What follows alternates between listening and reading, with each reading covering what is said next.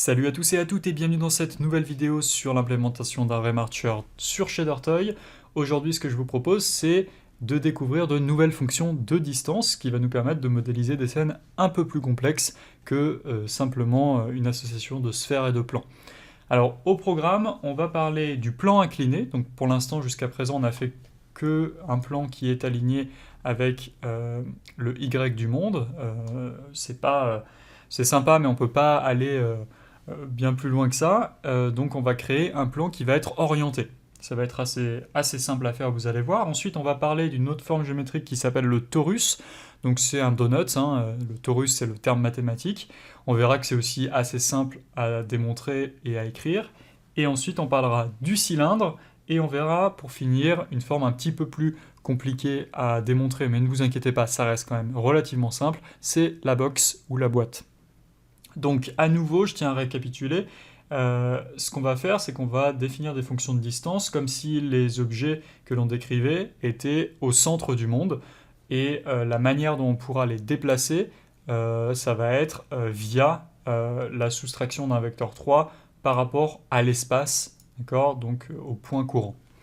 Mais ça, normalement, à ce niveau de la série, vous devez normalement être largement au courant de ce que je viens de vous dire. Donc ce qu'on va faire, c'est qu'on va, dans un premier temps, écrire une nouvelle fonction qui est la plus simple des quatre que je vous propose d'écrire aujourd'hui, c'est la fonction du plan incliné.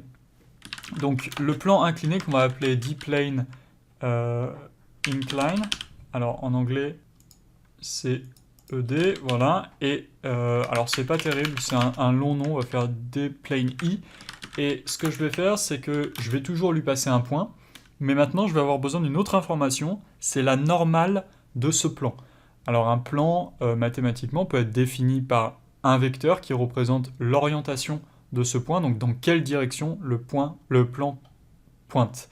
Vous voyez que notre plan actuel, ici, il pointe, donc comme je le disais précédemment, sur le Y du monde, c'est-à-dire vers le haut, dans la direction vers le haut. Là, notre plan incliné va pointer dans une direction arbitraire que l'on va passer ici, donc, sous la forme d'un vecteur 3 qui va s'appeler n pour normal. On va aussi passer la distance à ce plan, et on va passer bien évidemment l'index de notre matériel. Alors pour calculer un plan incliné, la distance à un plan incliné, en fait, c'est relativement simple. On va tout simplement faire appel de nouveau au dot product, donc le produit scalaire, qui va nous retourner lorsque l'on va utiliser le dot product sur deux vecteurs, dont un qui est normalisé, et bien va nous retourner la distance projetée du premier vecteur sur le deuxième qui est normalisé.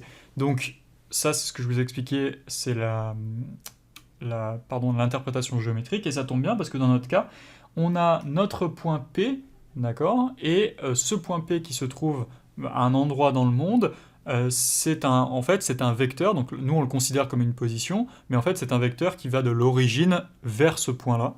Et en fait, ce vecteur-là, on peut le projeter sur la normale du plan, normale qui à nouveau a une longueur de 1, et cette projection va nous donner bien, tout simplement la hauteur de notre point par rapport à ce plan orienté. On soustraira alors la hauteur h, et on aura bien, la fonction de distance de notre point par rapport à un plan de normale n à une distance h. Donc ce qu'on va faire, c'est qu'on va tout simplement à nouveau retourner le dot product entre P et N en considérant que N est normalisé, et on va soustraire H. Évidemment, on ne peut pas tout simplement passer la distance, on avait dit que depuis le début, on passait l'index du matériel, et en paramètre Y d'un vecteur 2, on passe bien, la distance. Donc là maintenant, je vais pouvoir, à la place de mon plan, par exemple ici, dplane, je vais pouvoir passer bien, un plan incliné. Donc il va falloir que, en plus des autres informations du plan standard aligné sur Y, bien, on passe la normale de ce plan. Donc si par exemple je fais 0, 1, 0, et que je fais Alt-Entrée, on a la même chose. Effectivement, on a bien un plan qui pointe vers le haut, c'était le cas de notre plan d'avant. Si maintenant je commence à faire tourner ce plan, donc on va légèrement le tilter en direction de la droite. Le problème, c'est que, c'est ce que je vous avais dit, il faut que ça soit normalisé pour que le dot product soit cohérent en termes de longueur. Et je fais Alt-Entrée, et vous voyez que là, j'ai un plan qui est légèrement penché vers la droite. Quand je me mets ma souris à 0, souvenez-vous, c'est le point de vue de base. Et vous voyez que j'ai bien un plan qui s'oriente. Ce que je peux faire pour rigoler, c'est je peux passer ici le sinus de HighTime et vous allez voir le plan qui va, lorsque je play, vous allez voir le plan qui va aller de -1 à 1 sur la composante X de la normale, ce qui aura pour effet de créer voilà, une espèce de balancier de notre plan. Donc ça c'est plutôt cool. Maintenant on a un plan qui a l'air de fonctionner plutôt bien et de manière plutôt cohérente. Évidemment on a toujours ce paramètre, alors je vais juste revenir sur 1 ici. On a toujours ce paramètre ici qui nous permet de définir la distance du plan. Donc là on va mettre -2, pardon, pour le mettre -2 sous nous, et vous voyez que ça fonctionne de manière équivalente à l'autre fonction. Donc pas de souci pour cette fonction. Alors, ce que je vais faire, c'est que je vais quand même revenir sur mon plan d'origine. Je vais commenter ce plan-là, et là, on va supprimer le deuxième paramètre pour revenir sur le dplane standard. Ça sera plus facile pour démontrer les autres primitives. Donc maintenant, ce qu'on va faire, c'est qu'on va démontrer la distance à un torus. Alors, pareil, on va avoir une fonction qui va s'appeler dTorus, et cette fonction va prendre en paramètre un point P. Elle va prendre ensuite le rayon de notre torus, qu'on va appeler R, et ensuite on va passer un autre tout petit paramètre qui va être l'épaisseur de notre torus, donc on peut appeler ça T pour thickness, et en anglais, et on va passer l'index du matériel. Alors pourquoi j'utilise des variables que j'écris pas, thickness, etc., etc. Parce qu'en fait, dans le monde du shader, on a tendance à vraiment synthétiser les variables pour que le code soit plus compact, et c'est un héritage du monde de la démocine qui créait des programmes qui étaient les plus courts possibles et les plus légers possibles stockés en mémoire. Voilà, ça c'est pour la petite histoire, la raison pour laquelle en général on n'utilise pas des longs noms de variables, c'est voilà, c'est la tradition quand on écrit des shaders. Vous pouvez tout à fait bien évidemment écrire ici position, radius, thickness et index. Il n'y a aucun souci, ça ne gênera en aucun cas l'exécution du shader. On va se poser un instant et on va essayer de construire la preuve géométrique de notre fonction de distance à un torus. Donc on a un torus de rayon R en bleu, d'épaisseur T, donc pour thickness en blanc, et on aimerait connaître la distance donc depuis le point P à ce torus, ici D en violet. Dans un premier temps, on va arrêter de considérer la hauteur du point P, et on va donc avoir un point PXZ qui est tout simplement le projeté de P sur le plan XZ. Donc PXZ, c'est un point en 2 dimensions. Il est facile depuis ce point de connaître la distance à notre cercle de rayon R, c'est tout simplement la longueur de PXZ moins le rayon, et on se retrouve donc avec le segment qui est affiché en rouge à l'écran. On va revenir en 3D et on va faire revenir donc la hauteur de notre point P, P.Y, et vous voyez qu'on a un triangle rectangle qui se forme avec nos deux nouveaux segments, donc le rouge et le vert, et l'hypoténuse de ce triangle rectangle correspondrait à la distance de notre point P à un torus sans épaisseur. Donc pour avoir la distance à un torus avec une épaisseur, qu'est-ce qu'on fait ? On prend la longueur de l'hypoténuse et on soustrait l'épaisseur souhaitée, donc là en l'occurrence T, et donc on se retrouve avec la longueur D, la distance D, qui correspond donc à la distance à un torus depuis notre point P. Donc ce qu'on va faire pour écrire notre fonction, c'est que dans un premier temps, on va calculer la distance de P sur le plan XZ à notre cercle. Donc on va l'appeler par exemple DC pour distance circle. Ça va être égal à la longueur de notre point P en XZ. Donc là on utilise un swizzle pour récupérer un vecteur 2. Et ça va être moins le rayon, tout simplement, pour pouvoir connaître la longueur de ce segment. Ensuite, ce qu'on va faire, c'est qu'on va construire un vecteur 2, qu'on va appeler V temporairement, et ce vecteur 2, il va nous servir à définir notre vecteur qui correspond à l'hypoténuse du triangle rectangle qu'on a vu précédemment. Donc là, la base de notre rectangle, ça va être DC, et la hauteur de notre rectangle, ça va être quoi? Ça va être P.Y, comme on l'a vu précédemment. Donc la longueur de ce vecteur 2 va nous donner la longueur de l'hypoténuse, et nous, on a envie de soustraire quoi? On a envie de soustraire la thickness. Donc ce qu'on va pouvoir faire, c'est qu'on va pouvoir retourner la longueur length de V moins la thickness. Et on se retrouve avec l'équation d'un torus. Alors pour que ce soit un petit peu plus synthétique, ce qu'on va faire, c'est qu'on va directement mettre le vecteur à l'intérieur ici. Et pour l'instant, ça ira. Je vais quand même séparer la distance ici dans une variable intermédiaire pour que ce soit un petit peu plus lisible.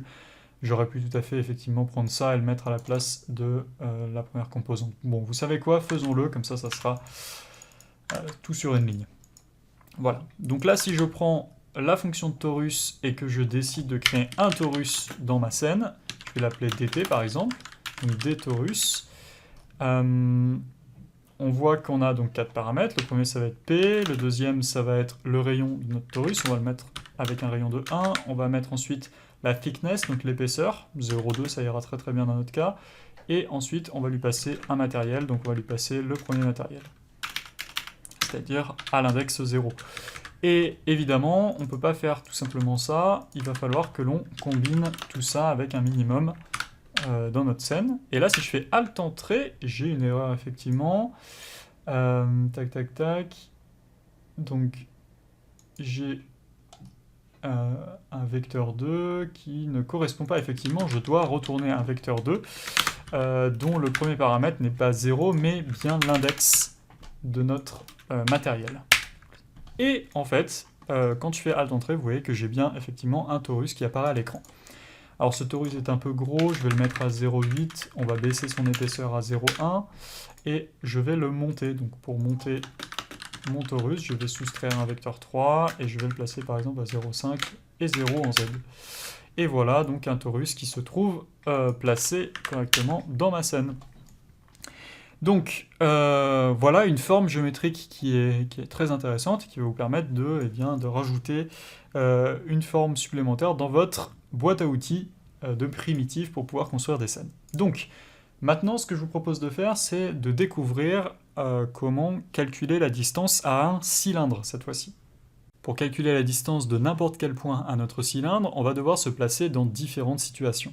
Pour un point dont la hauteur se trouve contrainte entre le minimum et le maximum de la hauteur du cylindre, eh bien en fait la distance est tout simplement la distance à un cercle de rayon R.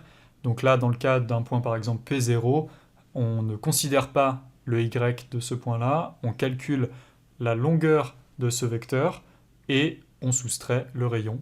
Donc si notre point reste compris dans la hauteur de notre cylindre, eh bien dans cette situation, ça sera une estimation de la distance à un cercle. Avant d'aller plus loin, je vais rajouter des guides qui vont nous permettre de mieux raisonner. Les deux lignes centrales verticales représentent la frontière à un cylindre qui serait infini sur la hauteur. Et il est important de noter que dans le cas de D0, notre distance à notre cercle, si jamais le point P0 était à l'intérieur de ce cylindre infini, eh bien cette distance serait négative. On a donc bien une notion de l'intérieur et de l'extérieur de notre cylindre. Et c'est comme ça qu'on doit raisonner dans ce cas-là. Maintenant, on va se placer dans la situation où le point est soit en dessous, soit au-dessus du cylindre. Alors l'avantage de calculer nos objets au centre du monde, c'est qu'on va pouvoir utiliser la symétrie. En fait, si un point a sa composante Y qui se trouve être négative, ça veut dire qu'on est sous le monde. Donc en fait, si on prend la valeur absolue de ce point sur le Y, eh bien on va faire en sorte que le Y retombe dans les positifs et on va se retrouver au-dessus de notre cylindre et on pourra donc regrouper deux situations en une. Ensuite, on va noter H, la demi-hauteur du cylindre. Maintenant, on va faire apparaître un point P et on va juste s'intéresser à son Y. Plus précisément, la valeur absolue de la coordonnée Y, comme ça on aura traité les cas négatifs. Si on prend la différence entre la valeur absolue de P.Y moins H, on s'aperçoit que cette différence est positive lorsque la valeur absolue de PY est au-dessus de H, c'est-à-dire au-dessus de notre cylindre, et lorsque la hauteur de ce point se trouve bien, en dessous de H, bien, cette différence sera négative. Alors maintenant qu'on a toutes ces infos, on va essayer d'estimer la distance d'un point qui se trouve dans cet endroit-là. Alors vous voyez que là on est dans un endroit où on est à l'extérieur de ce cylindre infini. Donc on va calculer une distance qui va être positive. Cette distance correspond à la distance de notre point P jusqu'à la bordure du haut du cylindre. Donc on s'aperçoit ici que la distance D correspond à la longueur d'un vecteur dont la composante x est dx et la composante y est dy. dx c'est tout simplement la distance à notre cercle et dy c'est tout simplement la différence que l'on a calculée par rapport à la hauteur. On aura donc d, la longueur d'un vecteur dont le x est dx et le y est dy. Si jamais on était dans cette situation, à savoir un point dont le dx est négatif mais le dy est toujours positif, et bien dans ce cas-là, il ne faudra plus prendre la distance violette, il faudra prendre la distance en vert ici, à savoir dy tout simplement. Alors on a vu pas mal de notions dans l'explication précédente géométrique. Ce que je vous propose de faire, c'est d'écrire cette fonction de distance, et vous allez voir, normalement, ça va devenir encore plus clair avec le code. Donc la première chose qu'on va faire, c'est qu'on va écrire donc le nom de notre fonction, dCylinder, on va lui passer le point, on va lui passer le rayon de notre cylindre, on va lui passer la demi-distance, h, et on va aussi lui passer l'index du matériel. On sait par avance qu'on va devoir retourner un vecteur 2 qui va prendre le matériel, et une distance qu'on va noter d. Cette distance d, pour l'instant, on ne sait pas à quoi elle équivaut, donc on va mettre un point d'interrogation. Et ce que je vais faire, c'est que je vais, dans un premier temps, calculer la distance à un cylindre qui serait allongé de manière infinie verticalement, des deux côtés. Donc ce qu'on va faire, c'est qu'on va appeler cette distance dx, et vous le savez, c'est la distance à un cercle de rayon r. Donc comment on calcule cette distance? C'est tout simplement la longueur entre la position xz, donc sur le plan en 2D xz de notre point, moins le rayon. Donc si j'affiche cette distance-là, alors on va tout simplement retourner uniquement un cylindre en appelant la fonction dCylinder ici, on va lui passer le point, on va dire que c'est un rayon de 0,3. Pour l'instant la hauteur on la connaît pas, on va mettre 0,2 arbitrairement, on s'en sert absolument pas dans la fonction, et le matériel je vais lui passer 0. Vous voyez que effectivement ça nous retourne bien un cylindre qui ne s'arrête pas dans les deux directions, puisqu'en fait on a tout simplement omis la hauteur. Donc maintenant ce qu'on va faire, c'est qu'on va calculer dy. Alors dy, ça va être la valeur absolue de p.y moins la demi-hauteur. Souvenez-vous, la valeur absolue, c'était pour faire en sorte que les points en y qui se trouvent sous le 0 eh bien, soient considérés comme étant au-dessus, lors de l'estimation de la distance. Je dis bien lors de l'estimation de la distance, c'est-à-dire que quand on appelle cette fonction-là et qu'on lui passe un point qui a un y qui se trouve en dessous du 0, à ce moment-là, on le fait remonter dessus, et c'est comme si on était quand même en dessous, mais qu'on analysait la situation au-dessus grâce à la symétrie. Donc là, si j'affiche dy, ça ne va pas nous donner grand-chose. Ce que j'ai envie de faire, c'est que maintenant que j'ai mon dy, je vais construire un vecteur que je vais appeler... alors je vais plutôt construire une distance que je vais appeler DE pour la distance extérieure à notre cylindre. Et cette distance DE va correspondre à la longueur d'un vecteur 2. Hop, length. Ah, j'ai insert d'activer. D'ailleurs, je ne comprends pas l'intérêt de la touche insert. Si quelqu'un connaît l'explication de pourquoi elle existe encore cette touche, merci de me prévenir dans les commentaires. Donc ce que je disais, c'est qu'on va prendre la longueur de notre vecteur qui aura pour composante dx et dy, c'est-à-dire la distance sur l'axe x et la différence entre la valeur absolue du point y moins la demi-hauteur, et ça va nous donner la distance à la bordure à la bordure en haut et en bas de notre cylindre. Donc d'ailleurs cette distance je peux l'afficher, et vous allez voir qu'en fait, bon, dû à l'imprécision ici, je suis capable de voir des pixels, mais en vrai ce que je pourrais faire, c'est que je pourrais soustraire un tout petit nombre, et vous allez voir qu'en fait ça revient à se repousser sur la distance d'un cercle, et je pourrais afficher comme ça les bordures pour qu'elles soient un petit peu plus visibles. Mais c'est pas là le but de notre algorithme. Le but ici, c'est de calculer à nouveau la distance à un cylindre. Donc ce qu'on va faire, c'est qu'on va maintenant calculer la distance à l'intérieur de notre cylindre. Et la distance à l'intérieur de notre cylindre, ça va être le maximum entre dy et dx. Alors je vais d'abord mettre dx et ensuite dy. et le tout va être mis dans un minimum à 0. Pourquoi ça? Eh bien tout simplement parce que dans le cas où on a une distance à l'intérieur de notre cylindre, on estime la distance à l'intérieur de notre cylindre, eh bien la distance va être négative. D'accord? Et à partir du moment où le point sort à l'extérieur de ce cylindre, la distance va être positive. Donc dans le cadre de cette expression-là, de DI, DI ne peut pas être positif. C'est-à-dire qu'on va le clamper, on va lui mettre des barrières, on va lui dire tu ne seras jamais un nombre positif, tu me donneras toujours la distance négative depuis l'intérieur du cylindre. Donc du coup, on a un autre souci, c'est que DE, la distance à l'extérieur ici, elle peut être elle aussi négative dans le cas où par exemple DX serait à l'intérieur, enfin dans le cas où notre DX serait négatif, ça veut dire que notre point serait à l'intérieur du cylindre sur le plan XZ en 2D, et donc du coup DE serait négatif, donc on considérait que la distance extérieure serait à l'intérieur, ce qui n'est pas très logique. Donc ce qu'on va faire, c'est qu'on va prendre le maximum entre dx et 0, ce qui aura pour effet de clamper, donc de mettre des limites à dx pour que dx reste positif, reste tout le temps positif. Donc on ne considérera pas le nombre négatif, et on va faire évidemment la même chose pour les nombres négatifs de dy. Donc pour récapituler, on a deux expressions ici. La première expression DE, c'est la distance extérieure à notre cylindre. Effectivement, extérieur, pourquoi? Parce que à nouveau, on clampe dx et dy à 0, c'est-à-dire qu'on ne prend pas en compte les nombres négatifs. Donc quand par exemple j'ai un point qui se trouve ici, dans l'évaluation de DE, eh bien c'est comme si en fait il se retrouvait à cet endroit-là, c'est-à-dire au niveau du capuchon le plus haut sur le y. Si j'avais un point qui était à l'intérieur dans l'évaluation de DE, ici dans l'expression DE, eh bien c'est comme s'il était repoussé au bord ici en X. Et si j'ai un point qui se trouve complètement à l'intérieur ici, sur le, qui a un nombre négatif sur le X et le Y, eh bien je le repousse ici en X et je le repousse ici en Y, donc je me retrouve à cet endroit-là.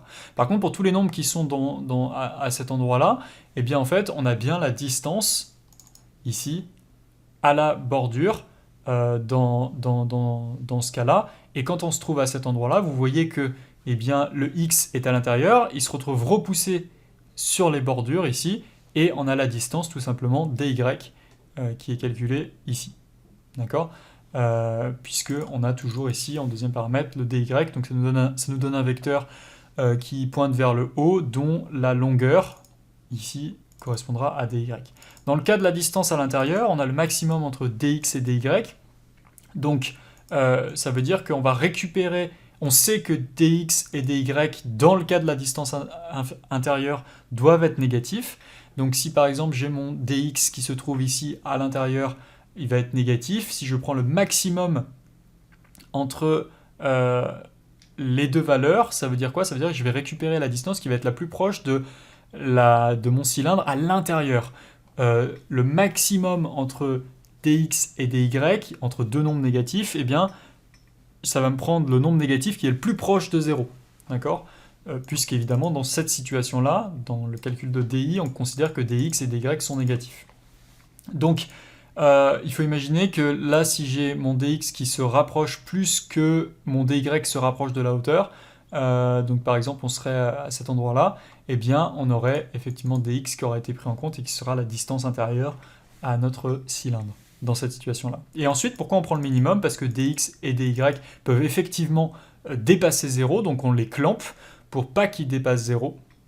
Et dans le cas où ça dépassera 0, ça sera DE qui prendra le dessus. Et dans le cas où DE sera inférieur à 0, donc négatif, ça sera DI qui prendra le dessus. Donc on sait que notre distance finale, ça va être DI plus DE, tout simplement. Et voilà comment on calcule la distance à un cylindre.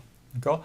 Donc à nouveau, dans un cas, DE va être 0, va valoir 0. Dans l'autre cas, DI va valoir 0. Et l'addition des deux va nous donner la distance finale. D'accord? Donc, on a bien des cylinders qui correspondent à la distance à un cylindre. Donc maintenant, on peut s'amuser tout simplement à mettre tout ça dans notre scène globale, donc c'est min_vec2. Alors mon cylindre, je vais quand même le déclarer dans une autre variable qu'on va appeler dc pour notre cylindre. Et je vais le passer en premier argument de ce nouveau min. Alors il se trouve sous le sol, ce qu'on va faire c'est enfin au milieu de notre scène, pardon. Ce qu'on va faire c'est qu'on va le monter à 1. Voilà, on va légèrement le décaler à droite. Qu'est-ce qui ne lui plaît pas? C'est un vecteur 3 et non pas un vecteur 2. Voilà.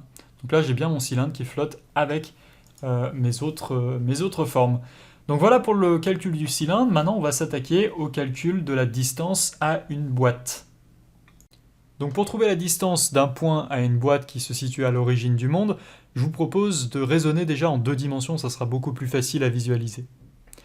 Maintenant, on va à nouveau utiliser cette astuce de la valeur absolue sur les coordonnées de notre point pour pouvoir profiter de la symétrie et résoudre un seul cas sur les 4 cas que vous voyez ici. Par exemple, si on prend un point dont les coordonnées x, y sont négatives, on se situe en bas à gauche. Si je prends la valeur absolue de chacune de ces coordonnées, ça aura pour effet de faire remonter mon point dans les positifs, et donc ça va faire remonter mon point dans le quadrant supérieur droit. Ça va être la même idée si on applique la valeur absolue à des points qui se situent dans les 2 autres quadrants. Maintenant qu'on sait qu'on va travailler de par la symétrie dans le quadrant supérieur droit, eh bien on va pouvoir distinguer 3 situations différentes. Dans le cas où le point se trouve dans cette zone, vous voyez que la distance est tout simplement la distance du point en x moins la largeur de la box en x. Maintenant, si on prend un point qui se trouve dans cette zone, vous voyez que de la même manière, on peut calculer la distance en prenant cette fois-ci la coordonnée y que l'on soustrait à la hauteur de la boîte en y. Et pour un point qui se situe dans cette zone-là, il nous faut la distance au coin de la boîte. Et pour ce faire, on peut utiliser le théorème de Pythagore ou tout simplement prendre la longueur d'un vecteur qui, pour composante x, a d0 et pour coordonnée y a d1. A nouveau, on peut noter que si P0 et P1 se trouvent à l'intérieur de la boîte, eh bien D0 et D1 seront négatifs. Pour supprimer ces nombres négatifs de notre équation, on va tout simplement prendre le max de ces différences avec 0, ce qui aura pour effet de nous donner toujours un nombre positif, ou 0 au minimum. Et vous voyez que dans le calcul de la longueur de notre vecteur composé de D0 et D1, eh bien si D0 vaut 0, eh bien ça correspond à D1. Et dans le cas où D1 vaudrait 0, eh bien la longueur correspond à D0. On se retrouve donc avec une formule unifiée qui permet de calculer la distance extérieure en tout point à notre boîte. Pour la distance intérieure, on va utiliser la même astuce que l'on avait vue dans le cas du cylindre. Donc si on a un point qui se trouve à l'intérieur de notre boîte, on sait que la différence sur chacun des axes va être négative, et du coup ce qui va nous intéresser, c'est la différence qui est la plus proche de 0. C'est-à-dire la distance la plus proche de la surface interne. Mais bien évidemment, si c'est positif, ça veut dire qu'on n'est plus en train de calculer la distance interne à la boîte, donc du coup, on va se rabattre sur les calculs qu'on a fait précédemment. Donc je vous propose de voir tout ça en action dans le code. Donc, ce que l'on va faire, c'est qu'on va écrire notre nouvelle fonction qu'on va appeler dbox. On va lui passer, comme toujours, la position du point depuis lequel on aimerait connaître la distance à la primitive qu'on est en train de calculer. On va lui passer un vecteur 3 qui va s'appeler S, qui va correspondre à la taille de la boîte sur chacun des axes. On va ensuite lui passer tout simplement l'index du matériel que l'on veut retourner. Ce que je vais faire, c'est que je sais que d'ores et déjà, je vais devoir retourner un vecteur 2 qui va contenir en X le matériel, et puis qui va contenir la distance en Y. Alors cette distance, je ne l'ai pas encore. Ce que je vais faire, c'est que je vais la calculer. Pour l'instant, je vais mettre un point d'interrogation puisqu'on ne sait pas à quoi elle vaut, elle correspond. Enfin, on se doute bien avec les intuitions géométriques qu'on a vues précédemment. La première chose que je vous propose de faire, c'est de calculer cette distance extérieure. C'est vraiment le plus simple. Donc ce qu'on va faire, c'est qu'on va écrire un vecteur 3 qu'on va appeler diff, qui va tout simplement prendre la valeur absolue de chacun de nos axes, donc x, y, z, donc ça revient à faire comme ceci, et on va soustraire à cela la taille de notre boîte sur chacun des axes. Donc là, vecteur 3 diff, vec3 diff va nous retourner effectivement donc un vecteur 3 où chacun des composants x, y, z sera la différence sur chacun des axes entre la position du point et la taille de la boîte sur chacun des axes. Quand je dis la taille de la boîte, en réalité, vous l'aurez compris, avec la symétrie, c'est la demi-taille de la boîte, hein, comme on avait fait pour le cylindre.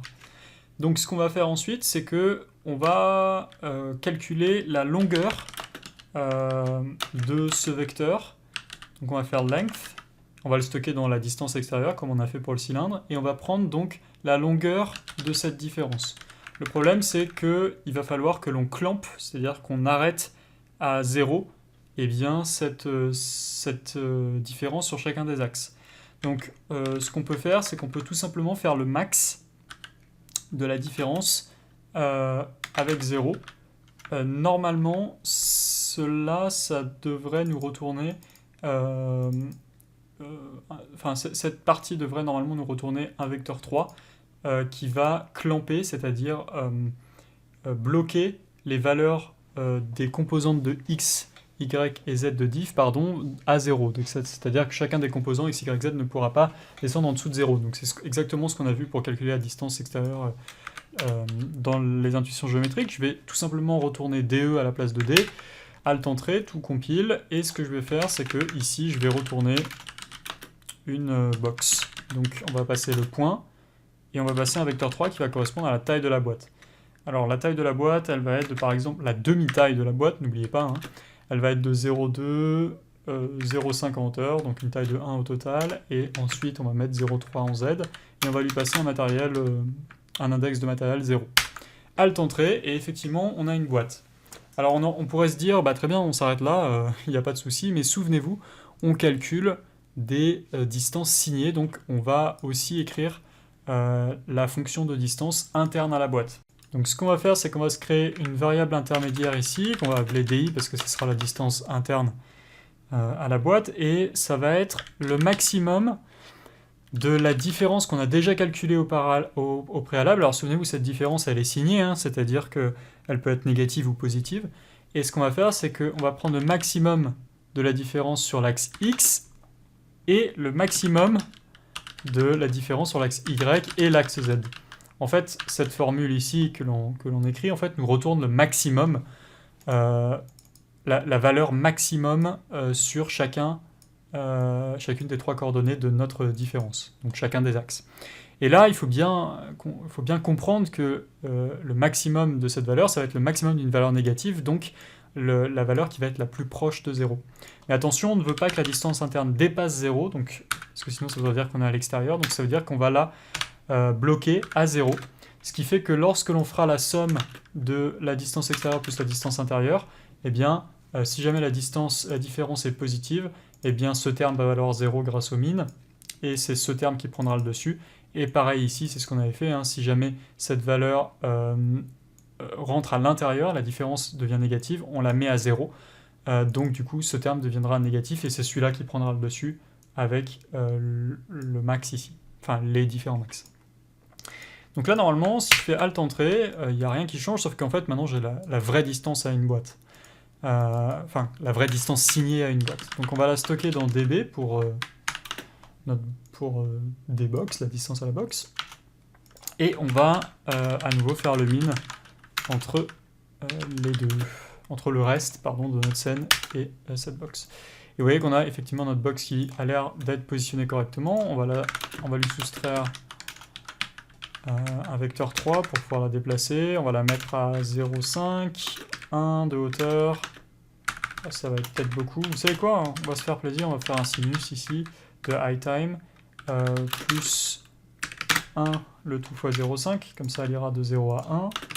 Et on va aussi la décaler sur Z à 0,3. Allez, hop. Le temps ne se lit pas parce que j'avais mis en pause pour pour les besoins du tuto. Et vous voyez que, eh bien, on a bien notre box qui va de 0. En fait, il faudrait évidemment qu'on rajoute la hauteur, puisque souvenez-vous qu'on travaille avec la demi-hauteur. Donc si je fais plus ici, ça va aller de la base de la boîte jusqu'à 1,5. Donc en fait, il faudrait qu'on enlève ce ratio, mais c'est pas grave, c'était juste pour l'exemple. Et ce que je peux faire aussi, c'est... je voulais changer le matériel. Voilà, donc on va passer avec un matériel 2. voilà, qui sera donc bleu. Donc là, on a quand même pas mal d'informations. Alors en fait, je vais enlever sinus parce que c'est pas terrible. On va remettre 0,5. Je vais la redéplacer un petit peu plus à droite. Ça sera plus sympa. 0,03, je sais plus combien on avait mis. Voilà, donc je l'ai mis sur le torus. Mais voilà, sachez que maintenant, on a la possibilité de rajouter une boîte. Ce qui est assez cool parce que du coup, on va pouvoir faire des tas de formes géométriques. On va pouvoir les assembler ensemble et créer des scènes beaucoup plus riches que ce qu'on avait jusqu'à présent. Avant de conclure, j'aimerais juste vous montrer une dernière petite chose, et pour ça, je vous ai préparé un shader en 2D cette fois-ci pour mieux visualiser. Donc là, ce qu'on visualise, c'est des distances. C'est-à-dire que depuis chaque point que l'on a sur notre écran, eh bien, je calcule la distance au centre. Donc c'est comme si j'avais l'ensemble des distances possibles pour un cercle. Je me suis arrêté ici à 0,5. J'aurais pu m'arrêter à 0,2 et vous voyez que je choisis en fait la distance à laquelle est ma primitive. C'est exactement ce qu'on fait depuis le début en 3D, mais là c'est représenté en 2 dimensions. D'accord? Donc je peux choisir où se trouvent mes primitives dans mon monde. Donc là pour une sphère c'est sympa, mais j'aimerais vous montrer à quoi ça ressemble dans le cas d'une box. Donc j'ai la distance à une box que j'ai réécrite mais en 2D. Je vais lui passer le point et pour l'instant on va créer une box de taille 0,5. Vous voyez qu'on a modifié l'ensemble de l'espace de manière à ce que dans ce cas-là, eh bien l'espace ressemble à une box. Et ce qu'on fait, c'est que on calcule la distance à cette box tout simplement en choisissant à quel moment on s'arrête. Donc là, par exemple, si je décide de m'arrêter ici, ou alors je décide de m'arrêter là, ça va vraiment dépendre de la longueur ici de la box. Si j'avais une box à 0, une box de taille 0, vous voyez qu'en fait on se retrouve avec un cercle. Et plus je vais monter cette box, plus je vais avoir des bords arrondis. En fait, plus on s'éloigne, si vous voulez, plus notre point est éloigné de la distance, plus ça va avoir pour effet d'arrondir la surface dans le résultat qu'on va choisir. C'est comme si on avait un oignon, si vous voulez, et qu'au centre de l'oignon, on avait un cube parfait, et on rajoute des couches, on rajoute des couches, on rajoute des couches, on rajoute des couches, et il y a bien un moment où ça va s'arrondir en termes d'objet. Alors c'est pas la meilleure analogie, l'oignon, mais imaginez que vous prenez un cube, vous l'enroulez dans du papier, et au bout d'un moment, si vous l'enroulez, je sais pas, 100 fois dans du papier, je ne sais même pas si c'est possible, vous allez voir que vous allez vous rapprocher d'une boule en fait. Et bien c'est exactement ce qu'on fait quand on choisit à quel niveau d'emballage on s'arrête, si vous voulez. Donc si on soustrait, si par exemple on a 0,5 ici de box, mais qu'on soustrait à cette longueur finale 0,5, enfin 0,2 par exemple, en fait, dans le résultat final, alors là on va pas le voir en 2D, dans ce cas-là, il faudrait que je jongle un peu avec les valeurs, mais le résultat va être de nous arrondir cette boîte. Alors je pense pas qu'en 2D je vais y arriver comme ça, mais je vais pouvoir vous le montrer en 3D. Donc dans le cadre de notre shader ici en 3D, si je retourne sur l'évaluation de ma scène et que je viens par exemple modifier la distance de ma box, donc dB, je peux soustraire une légère valeur. Ça a pour effet de faire quoi? De me reculer de cette distance, de choisir entre guillemets la couche de l'oignon par rapport au centre qui est la boîte, si vous voulez. Et ça va faire gonfler en fait mes bords et ça va les arrondir. Donc là, je peux choisir une plus grosse valeur et vous allez voir que en fait, je vais pouvoir avoir une boîte arrondie. Et évidemment, ça marche pour les autres primitives aussi. Donc là, par exemple, si je prends la primitive de mon cylindre, DC, que je lui soustrais 0,05 par exemple, pareil, je vais avoir un cylindre qui va gonfler et s'arrondir. Donc voilà, on arrive au terme de cette vidéo, j'espère qu'elle vous aura plu, n'hésitez pas à la revisionner si vous avez eu des soucis de compréhension à certains moments. C'est un sujet qui n'était pas forcément évident, la première fois du moins je le sais, mais voilà, je pense que c'est quand même assez rewardant d'arriver à construire des formes comme ceci en 3D et de les démontrer surtout mathématiquement. Si cette vidéo vous a plu, n'hésitez pas à la partager à vos amis, et si vous n'êtes pas abonné, n'hésitez pas à vous abonner, comme ça vous serez au courant des prochaines vidéos qui vont sortir. Sur ce, je vous dis à la prochaine. Ciao, ciao!